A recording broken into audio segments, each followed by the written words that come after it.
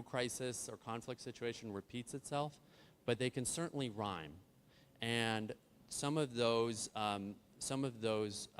key signals that they felt were consistent across many groups that we spoke with internationally were political events, elections, legislation, calls for state of emergency or state of exceptions, and various court decisions, especially if it's occurring around an election period.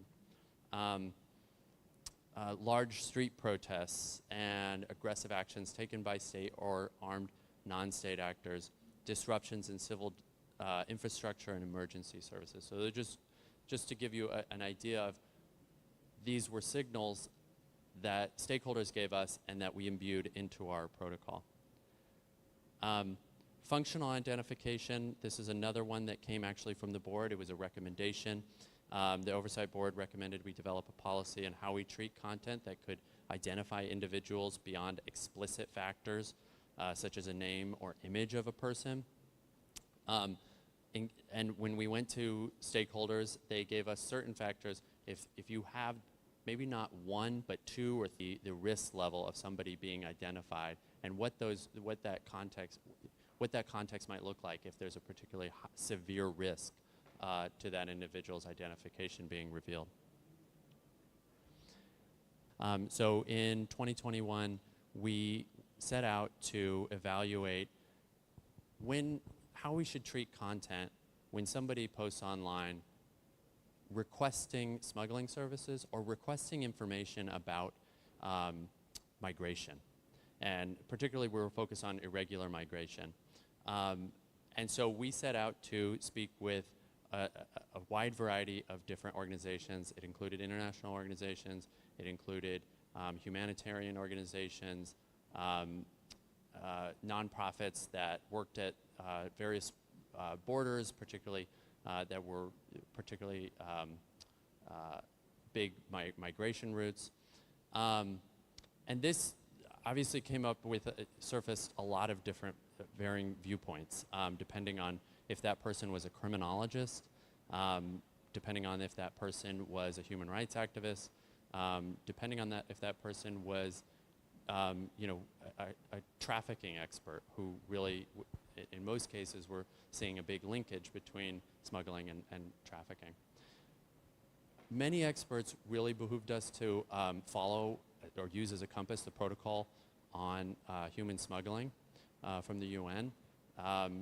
And this really differentiates between human trafficking and human smuggling, human trafficking being a crime against the person and human smuggling being a crime against the state.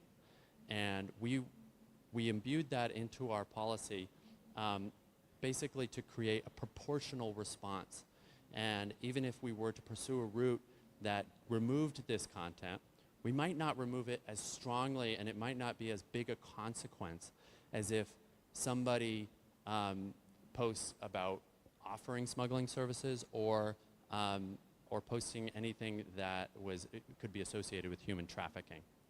And it really depended on who you spoke to. Like I said, if you spoke to somebody who was familiar or lived in, and we did, in Afghanistan of August 2021, getting a visa out of that country at that time was nearly impossible.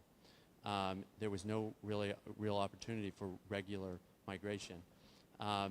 And so if you were a person who was escaping or fleeing some conflict situation or persecution, the viewpoints really did change on that. And so this was a great policy development. We ended up creating a safety page as well with the help of stakeholders who were able to provide us what types of information should be included in that.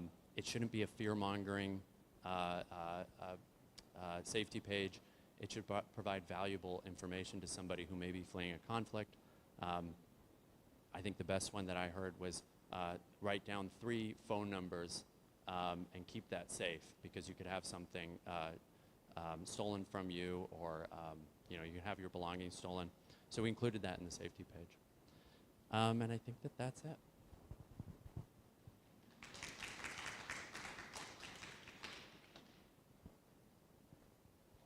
Two questions from the floor, quick ones. questions, and then 2 questions from the floor, and then we'll hand over to the Oversight Board presentation. Okay, all right. Yes, at Meta conduct at the end of Palestine content on Instagram and Facebook, and they identified patterns of, for instance, removal of posts and restriction of the ability of commenting and shadow banning. And they mentioned in the report that some of these patterns of censorship are due to the voluntary government requests that are made by the Internet Referral Units. So these are bypassing the legal procedures. So my question to you is, since the release of that report, for the sake of transparency, what are the steps that are being taken to ensure transparency in the requests of content removal that are coming from, that are the result of voluntary government requests? So, for example, do you notify a user that has been suspended or shadow banned that this is, if their suspension is the result of a voluntary government request, and do you provide a possibility of appeal? That's my question. Thank you. Thank you so much. So my name is Rena Malek Hamidi, and I'm a Moroccan trans leader and sex worker rights activist, and also the founder to simply not prevent the irresponsible removal of accounts and the shadow ban of sex workers' accounts. And I have another question. Who is denying or confirming the reviewers? Is it your employees or is it AI at first? And is it really ethical to make community guidelines that deny almost all of a person's identity? And as a person has been circulating through these platforms, what increased the risk and made me flee my country fears of persecution. We already got engaged with you for some cases in Morocco of some activists, but don't you think that Meta must make this service much accessible to other organizations and to other activists, such like online reporting or complaining, to take processes into this? Also, is there any efforts that may be done to the period of responding, of taking down all this hateful speech and it's not criminalizing, but discrimination of sex workers and trans activists from from other countries, such like the MENA region, where they are still dealt with as criminals?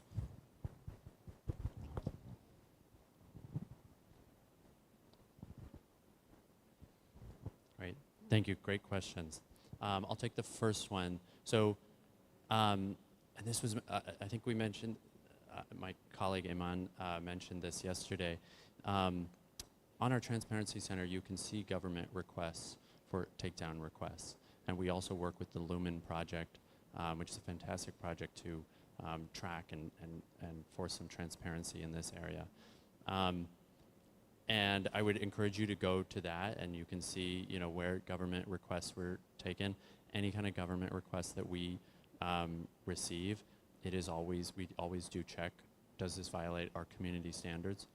And we also, and then, subsequent questions, does it violate local law? Does it violate, and how does that correspond with various human rights frameworks? So I think that's something that we can continue to work on, and would seek your feedback on that transparency. To the second question, it's a fantastic question, and I've spoken with this community quite a bit. I think with sex workers and advocates throughout the U.S. and outside of the U.S. To find a way to address what their concerns around shadow banning have been, even if they are in line with our community standards. Many have found, have said to us, we're still being demoted, we're still being removed, and our account's been disabled. And that's something that we continue to work on to refine our signals so that they're not being tripped up by some of our more severe policies, which includes human trafficking.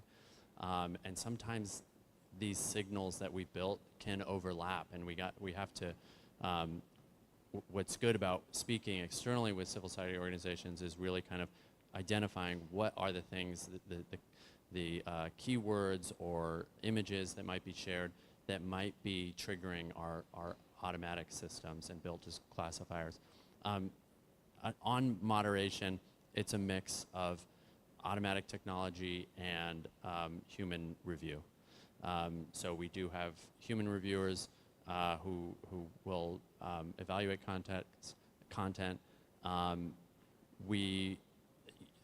Sometimes it depends on the policy area where we're really good at this, and it also depends on maybe the severity of the level. Human exploitation, again, involving human trafficking is an area, a high severity penalty. So that's an area where we take a stronger, more blunt approach. And the areas like bullying and harassment, hate speech, these are, quite a bit is done by human reviewers because it requires that context, it requires that information. So, but happy to connect with you afterwards and talk more about that.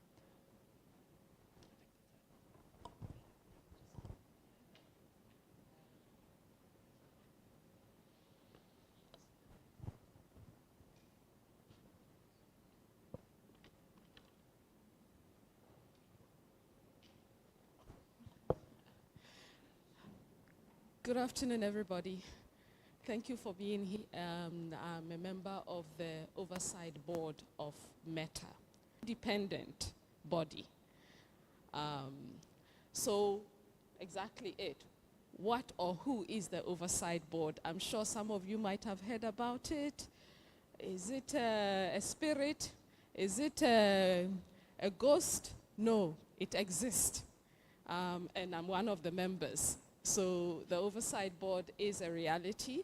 It is an independent global experts, 22 now? 21, because we lost Catalina. Okay, so we are now 21, and we come from a broad range of backgrounds. You have politicians, the former Prime Minister of Denmark. We have journalists, senior editors, the former editor of The Guardian. You have people such as Tawakul, who is a former, well, she's not former, she is a Nobel Peace Prize. You can never be a former Nobel Peace Prize. She is a Nobel Peace Prize winner. You have human rights activists. It's a broad range of expertise, but we all come together because of our commitment, investment, and dedication to promoting freedom of expression and human rights on Meta's platforms. So an independent that is formed, we are trying to ensure that Meta implements its policies correctly, consistently, that the enforcement of its policies is done in line with human rights commitments. That's who we are. So we make binding decisions on what content should stay on Meta's platforms or should be taken down.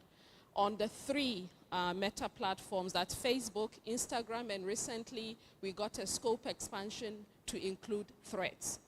Now I know Threads is still not very known or popular in this part of the world, but it is now part of our mandate. And we issue wide-ranging policy recommendations on everything, from transparency to enforcement. And the enforcement could be mostly over-enforcement or sometimes under-enforcement. We also take appeals, so user appeals. You have seen something online, you think it shouldn't be there. You have exhausted your appeal with Facebook, because when something happens or you see something wrong, you can't say no, you can report to Facebook.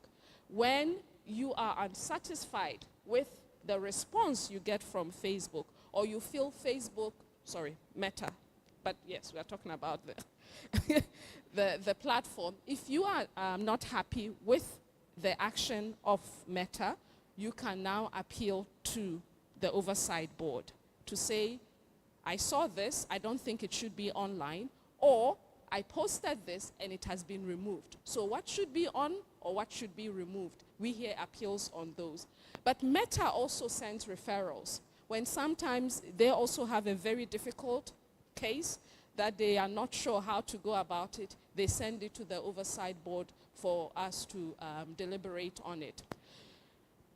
But we do receive a number of appeals, millions of appeals, and of course we can't hear them all. So what we do is we select the most significant, the most difficult cases, what we call emblematic cases, but one that we believe is going to have wide-ranging impact in terms of improving Meta's policies, community standards, or its enforcement rules. So that's what we do. Importantly, we have built-in open and transparent stakeholder engagement process. So we do engage stakeholders, and later on Abigail will speak about the public comment, which is one of the ways in which we want to hear from you, the experts on the ground, who have been battling with these issues, who have been fighting and going back and forth with Meta. We want to hear from you. We want your views on specific cases. And even and not even cases, when we are dealing with certain issues, we do have stakeholder engagement, mostly online, but we do also physical stakeholder engagement. We want to hear from you. What are the issues that you are struggling with that you think the Oversight Board needs to come in and work together collaboratively with you? What we don't work on, because our scope and mandate doesn't cover everything. So we do not, at the moment, work on illegal content. We do not look at advertising. We don't look at pages and accounts, even though we are still in some negotiations with Meta for scope expansion on this, because a lot of the complaints deal with pages and accounts. We don't have oversight over Messenger, WhatsApp, which is the platform that a lot of, toxic, hateful information gets shared, those WhatsApp groups. Unfortunately, due to encryption issues and legal issues, we don't currently have mandate or scope to look at WhatsApp. So those are some of the tools that we don't have. What are our records to date? I mentioned that we receive a number of appeals, but of course we can only hear and take the most emblematic, difficult, significant cases. So we have issued, or we have deliberated on about 140 cases. In most of the cases, we overturn Meta's decision. So an average of about 80% of Meta's original decision, we have overturned them. Last year, I think we overturned about nearly 90% of the cases that we heard last year. It was saying to Meta, you erred in this decision, so we overturned their action. We've issued almost close to about 300 recommendations, and Meta is implementing more than about 70% of this. Some of them, they are assessing feasibility of others, but when we issue a decision on a case, it includes recommendations for improvement of your policies. They have 60 days to respond to us, and within that 60 days, they will do their own internal discussions and engagement, respond to us to say, here is the plan for how we are going to implement these recommendations that you have given to us. And we meet with them on a quarterly basis. There's a committee internally at the Oversight Board that meets with the team at Meta to get a status update on the implementation of the recommendations that the board has made. So what is the spread? The global majority, and of course the AMET region, we're no longer calling ourselves, we call ourselves global majority, not global south, because we are the majority on the planet. And yet, we, at least for Africa, Middle East, and Turkey, we have very few cases coming from this region. I think less than about 2% or around 2% of our user appeals, the cases that come to the oversight board is from AMIT. But we do have about 50% of the board's cases coming from the global majority. So, you know, cases from Brazil, Colombia, Cambodia, India, we've had a couple from Africa, from Sudan, from Ethiopia, Nigeria, South Africa. So we are about 50% of the board case more appeals because we are the biggest province of Meta. So we do want to get more cases, especially from Africa, Middle East, and Turkey. That is where we don't get, but we know that there's a lot of problems for users in this region as well. So we are here, that's my advocacy pitch. Please do submit cases to the oversight board. If you work with people, you know users yourselves who have challenges on the platform, Instagram, Threads, or Facebook, please do send cases to the oversight board. And then, what is it that the oversight board is working on? On what basis do we select our cases? Here are our strategic priorities. Case selection, which Abigail will speak to, is mostly based on these strategic priorities. Election and civic space, we've already talked about how important it is the year of election, more than half of the world's population head into the polls. So election and civic space is a big priority for the board. Crisis and conflict, unfortunately we live in a world that is in permanent state of volatility and conflict. There's crisis going on everywhere. Ukraine, Gaza, now Lebanon, to parts of Africa and Asia. So crisis and conflict situations is one of our big, and then gender. We've been hearing a lot about, the harassment that women are facing, that the LGBTIQIA plus community is facing online, the harassment, the assault. So gender is one of our priorities as well. And then a couple of others, such as even government use of Meta's platforms. Somebody mentioned about, when government makes requests for takedowns, hate speech, treating users fairly. I think that's more of a mainstream. And then, of course, automation and policy enforcement. So I'm going to hand it to Abigail to take us through how do we select cases and how you can get involved with the oversight board. Thank you. I am under so much pressure right now, and I'm standing between you and lunch, so I'm going to go through this very, very quickly. But to Afia's point earlier, we receive several hundreds and thousands of appeals every year. The oversight board only has had a few decisions, which means we don't take on that many cases. We only choose the most emblematic, focusing more on the strategic priorities that she's just mentioned. So when we do receive an appeal, there is a case selection committee that is comprised of 5 board members who will make the decision on which of the cases should be proceeding to the panel review. It takes us about 90 days to make a decision, but during that time, we take about 14 days out of that to open up for public comments. All cases, once they are selected and assigned to a panel, not only does that panel make a binding decision, but it also has an opportunity to make a recommendation to Meta.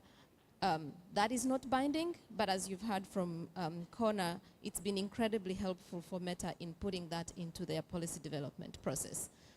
I wanted to quickly talk about the impact that we've seen in the last 3.5 years of the board's work. Some of it's self-evident, but I think it's come a long way, and I want to thank the civil society community that has contributed to our impact. And I also want to acknowledge that I think you have been doing this work for much longer than the oversight board. We're just amplifying what has been said over and over again. So the translation of community standards into more languages than the usual, increased labeling of AI-generated content, which I think is something that we'll probably be discussing much more during the several sessions here. I think to your point about shadow banning or even government requests, the launch of account status, so people can know exactly what penalty was applied and why, and that was one of the in response to a to an oversight board decision. user empowerment. One of the cases, I was listening to the question earlier, was the UK drill case, which was flagged to Meta from a government request. The London Met Police reached out to Meta saying, you need to take this content down. And the user had absolutely no idea where that request came from. And the Oversight Board made a recommendation saying you need to be telling users for them to be empowered and be fully aware of where the tension in some of the policies lines now, you know, if it's sarcasm, if it's satire, at least for someone to be able to explain that it was a joke, which usually, you know, when you're talking about automated content moderation, these are things that are not easily communicated. The crisis protocol came from, of course, the former President Donald Trump suspension, but this is something that we've emphasized over and over again, from the Armenian prisoner of war video to, I think, but we're not done yet. Researchers are still complaining. CrowdTango has been removed. We're struggling with that accessibility, and this is why partly we're on the road trying to drum up more of support so we can still work together where there are gaps, for us to be reminded where we're missing something, but also to amplify the voices that we've heard. Sorry, I'll have to skip that, but I just wanted to quickly walk through what the public comment process looks like. For cases, it's about a 14-day window. When you do sign up with our engagement team, we will always give you a heads up of when to expect an announcement so you can rally your resources accordingly. For policy advisory opinions, such as the Shahid PAO, we had one on COVID, it takes 30 days. It is open to all. There is no public comment that is too small, that is too insignificant, that please, please, everyone in this room, if you see something that you think you have expertise on or a thought about, these board members read every single public comment. You can submit in any language. You can add attachments. There is endless options for you, so please. And now we have streamlined our process a bit more. Every now and then we've had struggles, technical challenges, but we've moved to a new platform, and so things are getting better. We've received more than 15,000 public comments from around the world. And we are adaptable. We do understand that part of accessibility means the need to be anonymous. So you can give us consent to publish, but you can also submit anonymously. You can, it's just adaptable to you, but most importantly, it's the ability for the board to hear from you. And I think this is mutually beneficial to both the board and the people submitting. We've had several civil society organizations who have used their public comments to drum up reports, to speak more about the things they've been working on. I can give a few examples. I think we had one case on it was a post in Polish on transgender issues, and GLAD submitted a public comment. But they used that public comment to give a statement. They used that statement to write to Mark Zuckerberg, to push him to speak more at the, I think, the congressional hearing that was coming through. We've had the same from Access Now, from SMEX on different cases. So I think this is a great and wonderful opportunity to be reminded that you are the experts. The Oversight Board is very small. The staff on where I sit is even smaller. And we don't know everything. So think big, think small, any opportunities open. Your ideas can also help shape the recommendations. And you can also use this to keep the conversation going. Our word isn't final. If we do something wrong or if you don't agree with what the board has decided, by all means, this is an open space to keep engaging. More cases are going to come through, and I highly, highly encourage you to come and join our growing network. We have a newsletter that we send out. Is it every month? Yeah. And next slide. And that's it.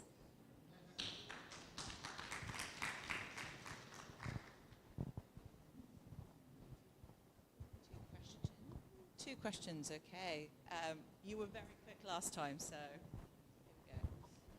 Maybe I will also be adding the question I haven't raised previously. So my name is Helamoit, I'm from Ethiopia, and I used to work with one of Meta's trusted partner before joining the National Human Rights Institute in my country.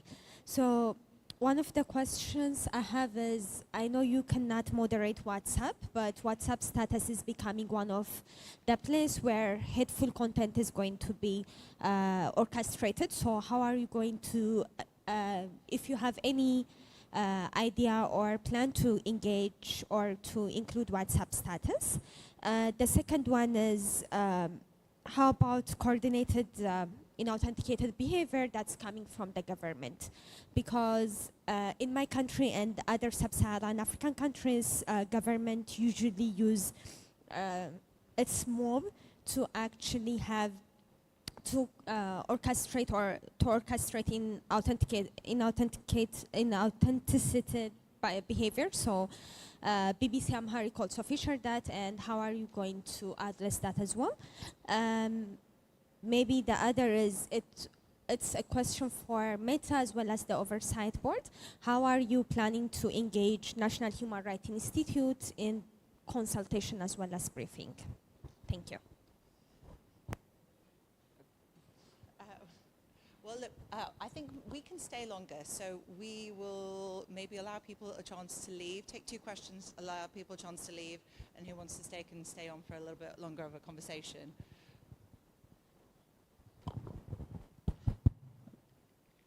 Merci beaucoup. Je vais parler en français. Alors, je suis Amidou Bandé, je viens du Burkina Faso. Alors, je travaille dans une institution en charge de la régulation des données à caractère personnel. Voilà. Donc, c'est pour dire que avec Meta, c'est une plateforme qui est beaucoup entrée dans les habitudes de nos concitoyens. Et j'avoue qu'il y a un certain nombre de difficultés que nous rencontrons avec Meta. D'abord, le problème a été relevé, le problème de la régulation des plateformes numériques.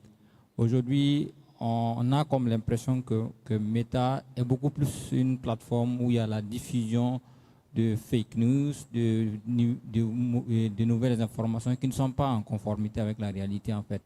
Et je voulais poser juste 2 questions à Meta. Alors, la première question, c'est de revenir un peu sur la politique de protection des données à caractère personnel que vous avez dans votre application. Parce que nous, donc ça veut dire que vous n'êtes pas en déclaration parce que vous collectez des données à caractère personnel. Non, on a saisi le conseil de régulation. Voilà, on a parlé tantôt d'un conseil de régulation, que si on n'arrive pas, il faut saisir le conseil de régulation. Si on peut avoir vraiment des détails par rapport à ça.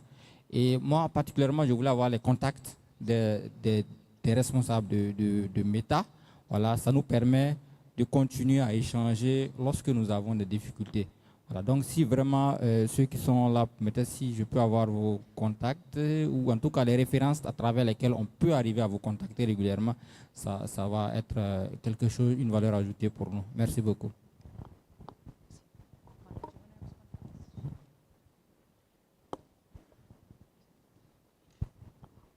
Okay, thank you for the question. I caught the first one.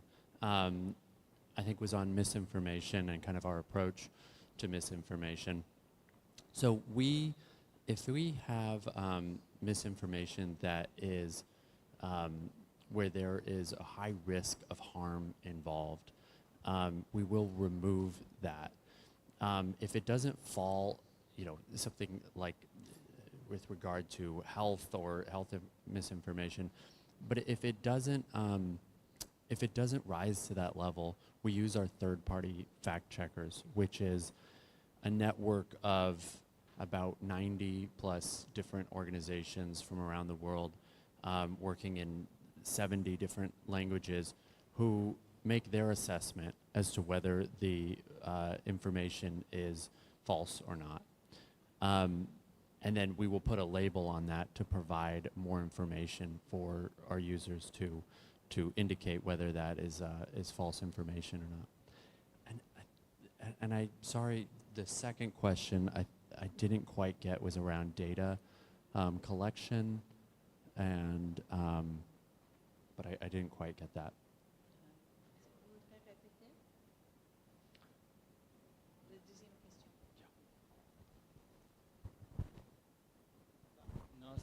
c'était pour que vous reveniez un peu sur la politique que vous avez.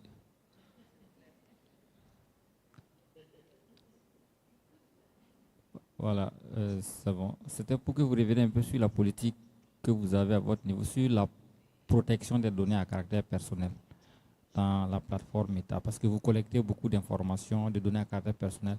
Quelle est la politique que vous avez mis derrière pour assurer la confidentialité et la sécurité des données que vous arrivez à collecter?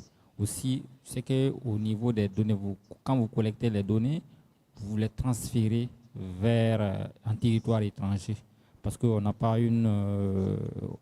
Meta, c'est une plateforme beaucoup plus internationale, donc vous transférez les données.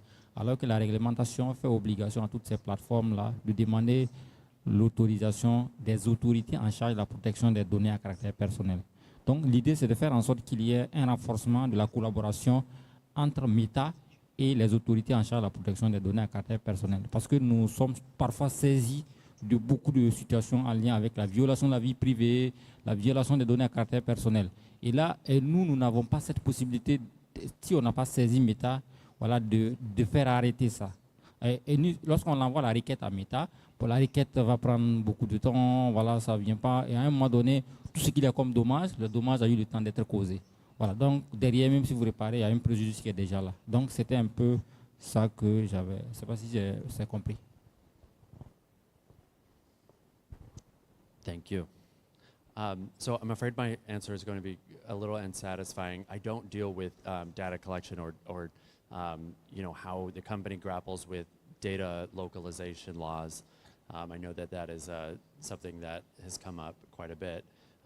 But our efforts are expressly focused on my team on content policy and what people post. So I'm happy to connect with you afterwards to see if I can find more information on that, but my team doesn't work on that specific issue.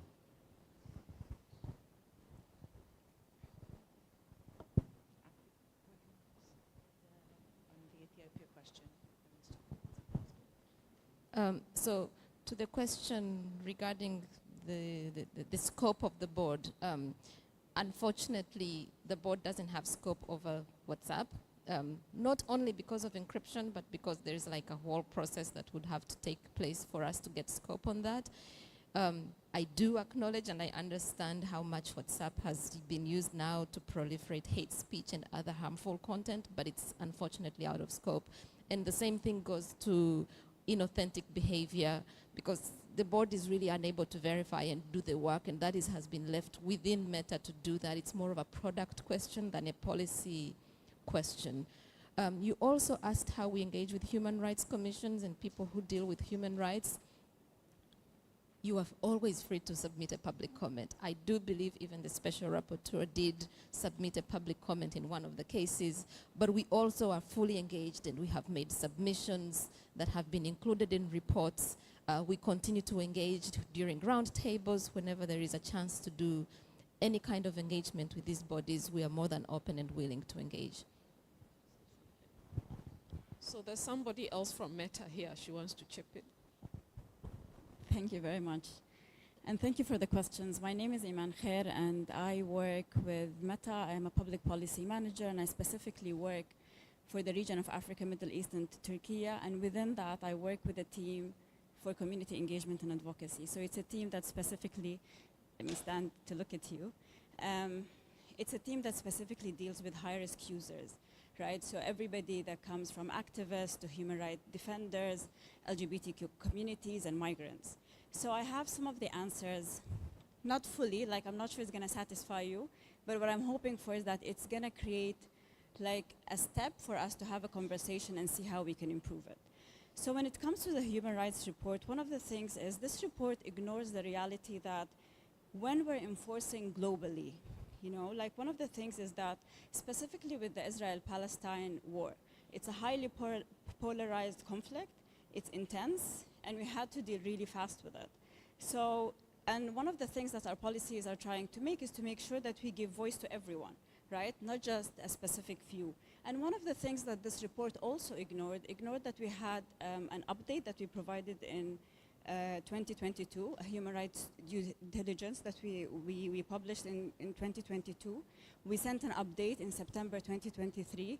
As we speak right now, we have a human rights report that has been published. It's, I think, the third human rights report that has been published.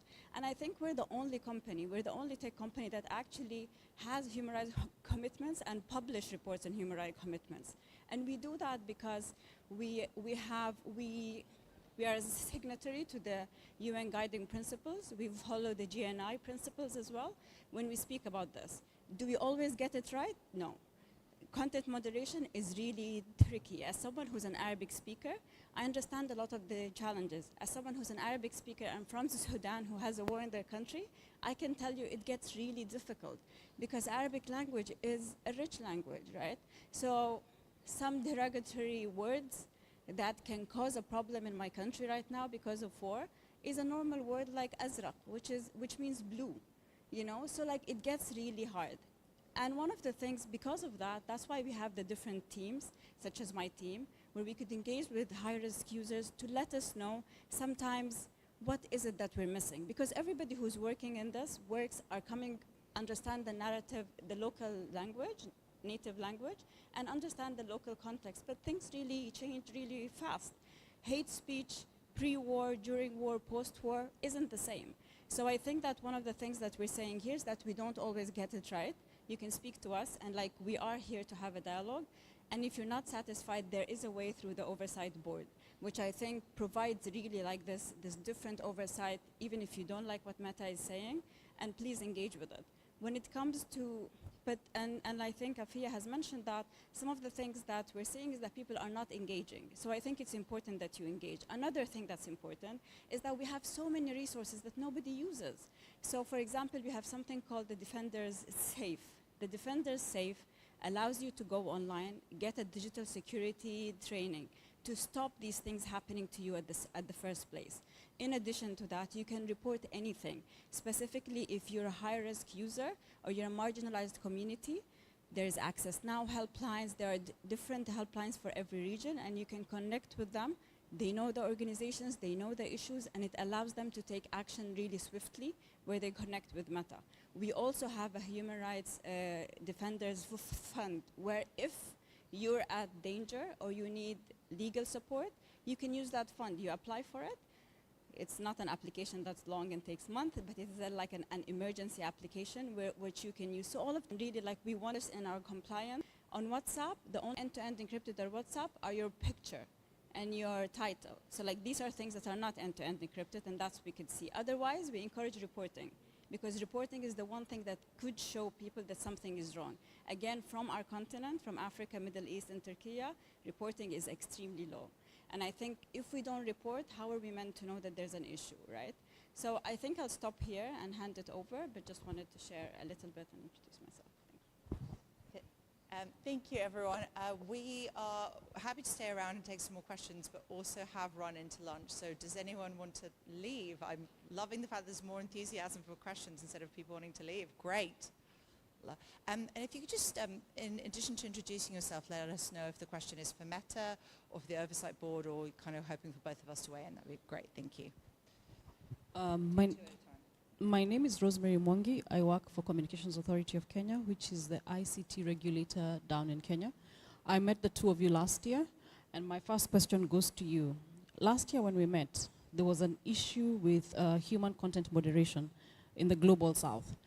What have you done since then to increase the number of content moderators, human content moderators? And then two, you keep saying that the Global South is not reporting. Why? You have the resources. Why is there no uptake? Yet we are among your biggest constituents. Have you looked to see what could be the problem? Is it because we can't find these things you're talking about? Okay, thank you. Hello, my name is Jane Muller-Larsen. I work with International Media Support, an international NGO based in Denmark. My question follows the lady before me, so it's actually for both. It's for the Oversight Board, but it's also for Meta. And it relates to the facilitation of, well, basically we're all asked to hold you accountable.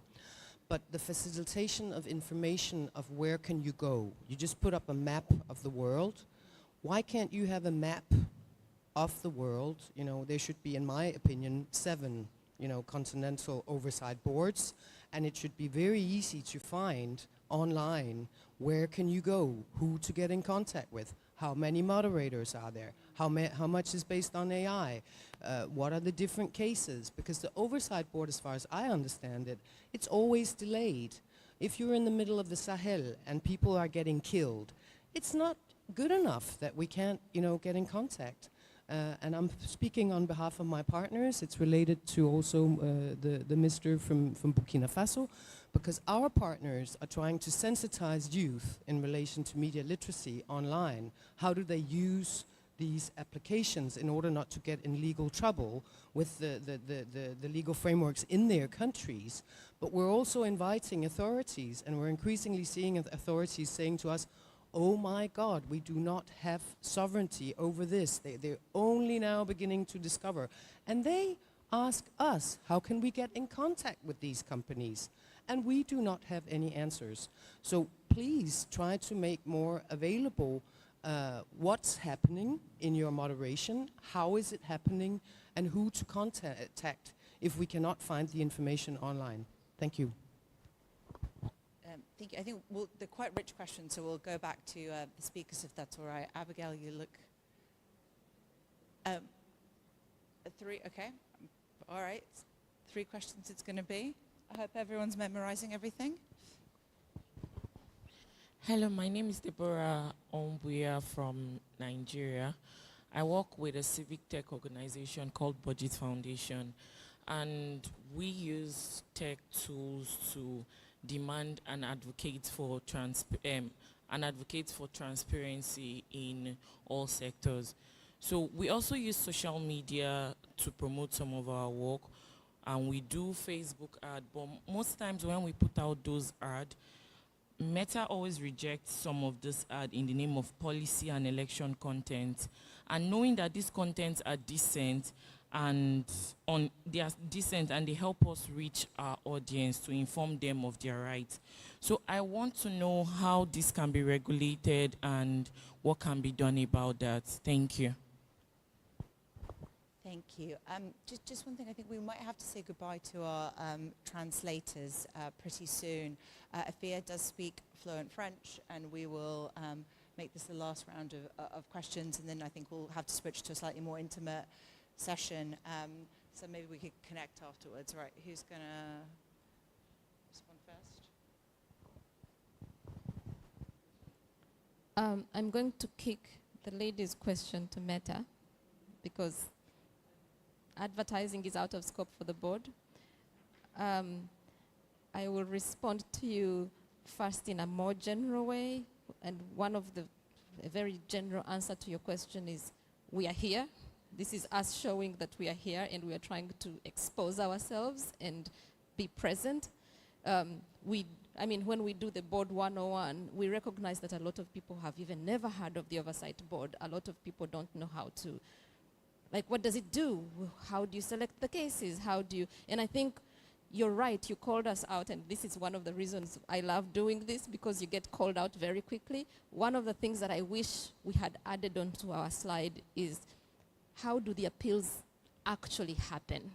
Because literally you need to be within the app of either Facebook or Instagram or Threads, that you engage with the appeal process within Meta, and once they have made a final decision and you still don't like that decision, you have the opportunity. It's a pop-up. It comes up and says, do you still disagree with us? Here is a reference number that you can then click on it, and it takes you into the Oversight Board website, where then you can fill out the appeal. So I thank you for raising that, because I think that's like one of the things we can add to our slides for this one-on-one session.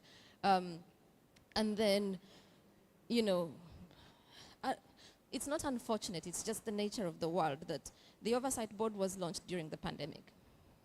I think it was that October or March of 2020. So we have offices in London, in Washington, DC, in San Francisco. But we are all over. The board members don't sit in any of those places. So really the only way you can get to us is online. And again, this is something that we can do better on even putting our websites. Yeah, it's apparently in some little footnote somewhere, but we can amplify that a bit more. So thank you for raising that.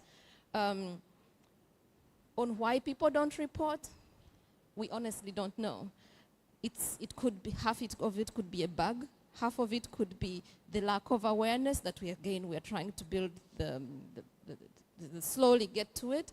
But also we recognize that accessibility continues to be a challenge.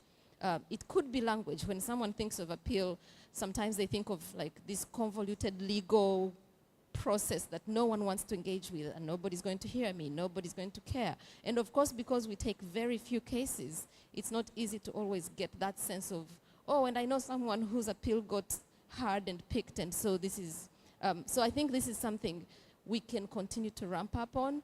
We have also tried, for what it's worth, I think I'm okay sharing this, we did start to put out ads within the Facebook apps in several languages, actually, within the South, about what the Oversight Board is. So when you're using the app, it's something that will pop up every now and then. I don't know how.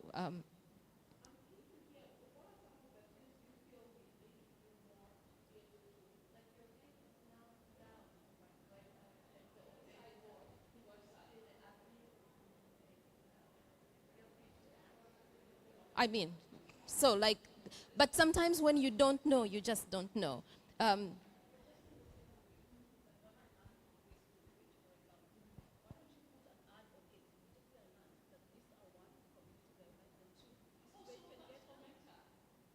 That's a question for Meta to answer.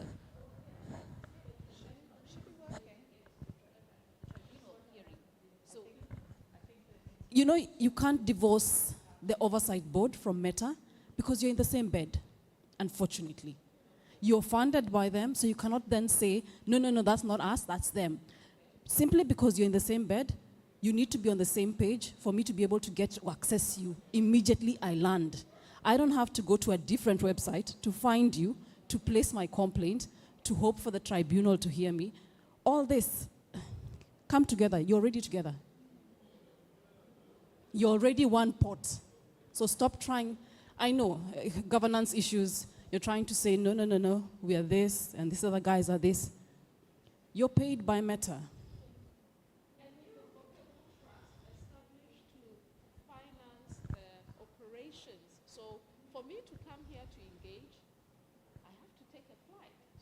Exactly.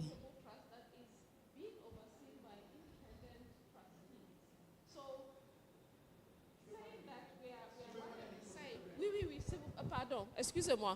I think that's not, I certainly do not agree that it's Meta and the Oversight Board is one in the same and we are in bed. I would beg to differ because the work we do, like yesterday during the training of the parliamentarians, when I said, if you would, see the Oversight Board as a policeman, as policing the policies, the human rights commitment, the values of Meta.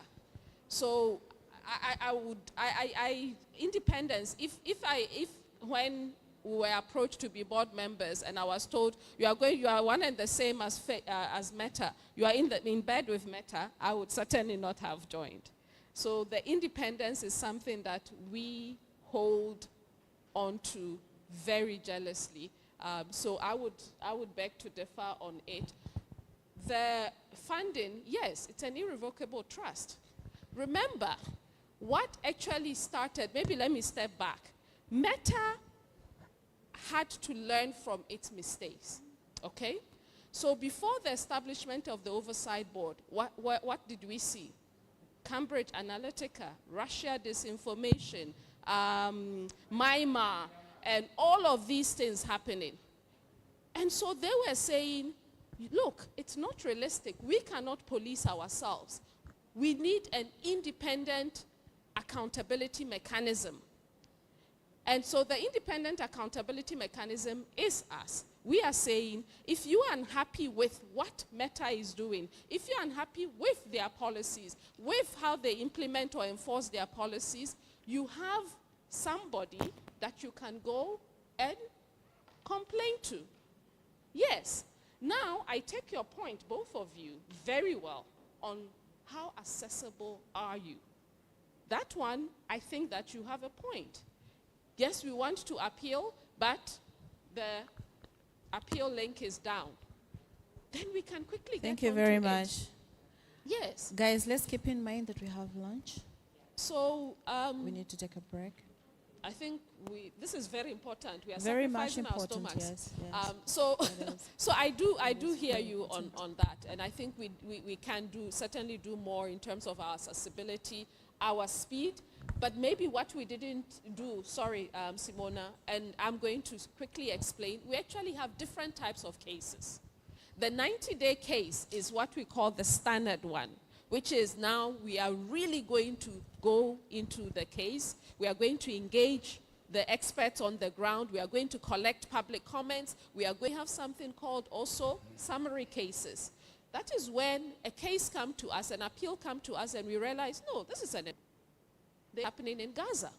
Conflict cannot wait. And during conflict, social media was not meant for conflict. It was meant for social, for connecting and all of that. And during conflict, human speech becomes very anguish, very angry, very hateful. And of course, we know the consequences of that. And so we introduced another mechanism to hear cases quickly.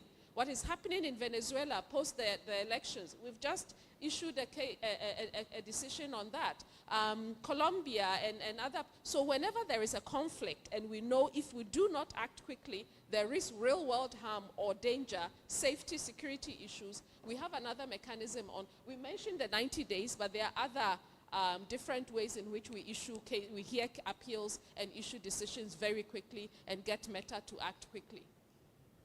Thank you very much. Just to release everyone, thank you for your time. We are going to be doing another session at 3 o'clock. So, Okay. I thought you were trying to wrap it up. Merci, madame.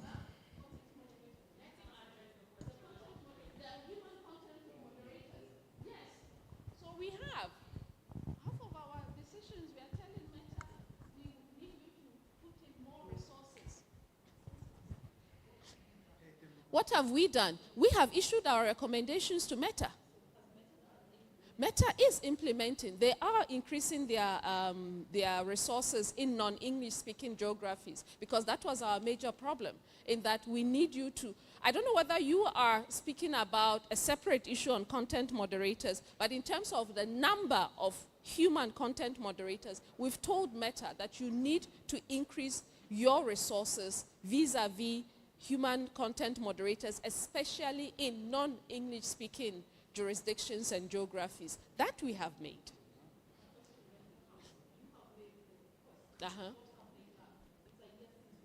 Yeah.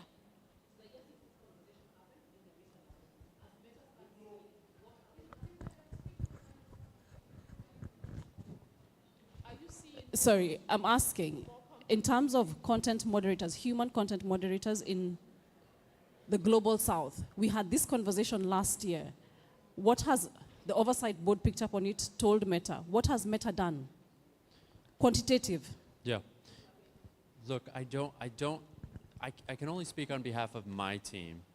And I can say that, to Afia's point, there is a before oversight board and there's a post oversight board at Meta, and the way that our teams think.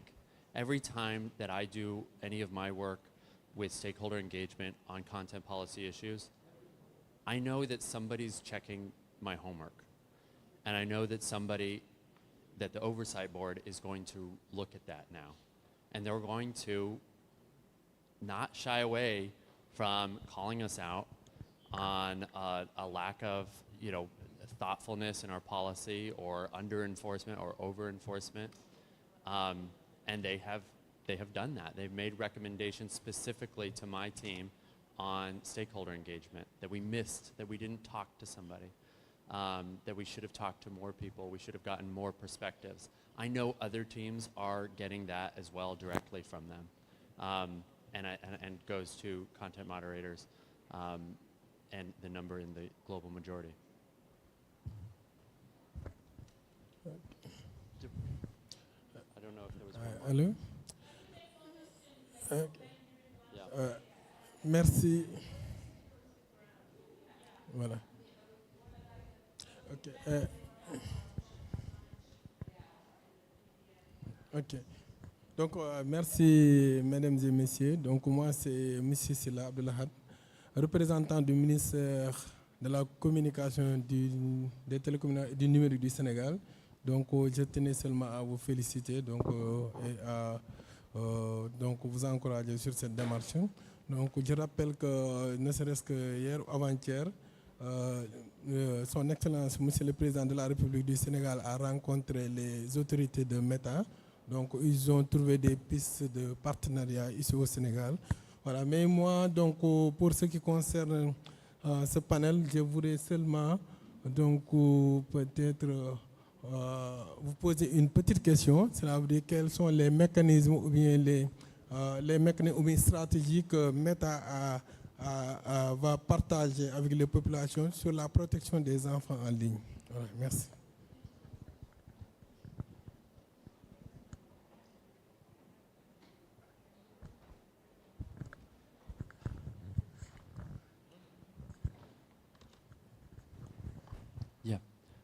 I think so. The question, thank you for the question. It went towards what we are doing for child protection online.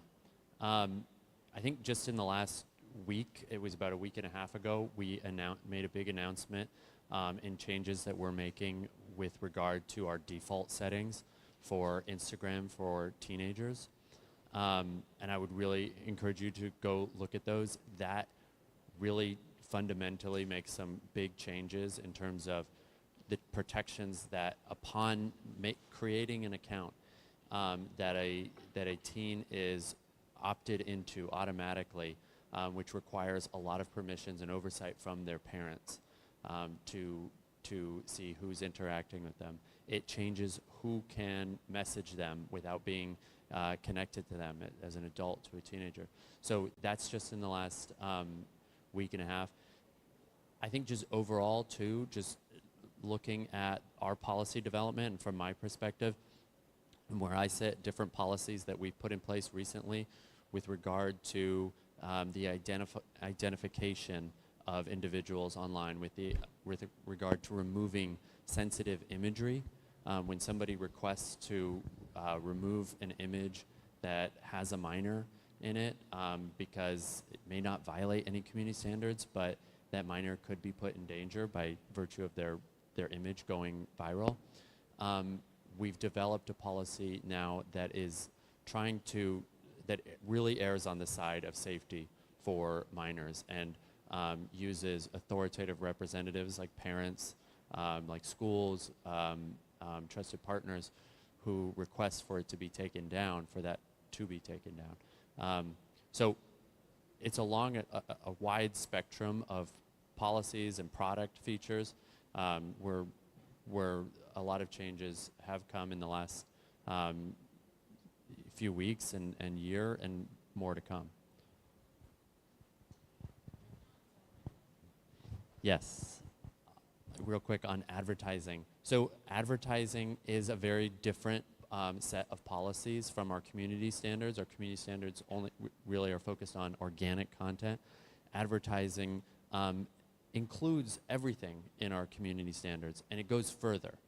So, so there's many more restrictions in place for advertising. I can't speak to your specific cases, but I would love to exchange information on what you experienced. But advertising are generally stricter policies, and then once you get into what are called social issue elections and political advertisements, SIEP ads, S-I-E-P, we have even more restrictions on what can be placed and much more due diligence that's carried out just due to the sensitivity of those types of advertisements.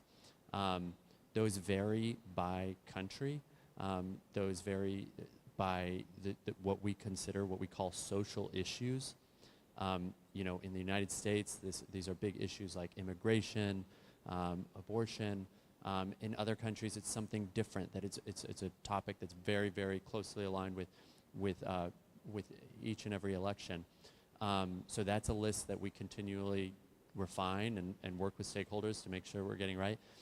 Because oftentimes there can be over-enforcement on that, and somebody's talking about a political issue in an advertisement, and it gets taken down or it isn't approved because of those strict due diligence requirements.